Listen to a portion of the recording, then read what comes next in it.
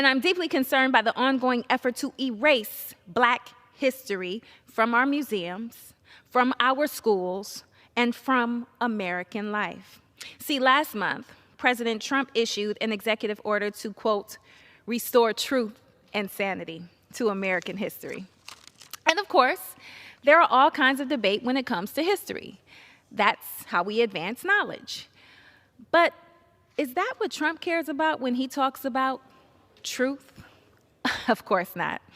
His executive order directed Vice President Vance and the Secretary of the Interior, two individuals who are not historians, to remove objects, exhibits, and funding from the Smithsonian museums and national parks that don't fit Trump's agenda or Trump's incorrect version of history. That bears repeating. Trump's incorrect version of history. And think about all the Smithsonian museums, all national parks, all the historical exhibits around the country. Now, where do you think they've directed most of their attention? That's right. Their main focus has been on the National Museum of African American History and Culture, right down the street on the National Mall. Are you surprised? You shouldn't be.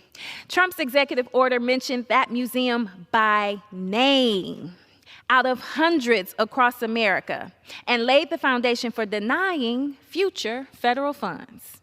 And one thing we've seen from this administration, they mean what they say. This is such a radical shift, and it's happened in just a short time. Trump's takeover of the Republican Party seems like it's been forever, but it hasn't always been like this. When the National Museum of African American History opened in 2016, it was a bipartisan celebration. Joining President Obama that day was President Bush and Republican Speaker of the House, Paul Ryan. These aren't woke individuals by any means, but they understood the importance of that museum being on the National Mall. And in a perverse way, Trump does too. That's why he's attacking it. But Black America is not taking this sitting down.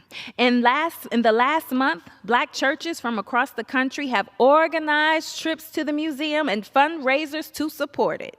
Black America raised their voices when Pete Hegseth tried to erase the history of Jackie Robinson, because our history matters. Black excellence should be celebrated. The role we have played in shaping our country should be recognized.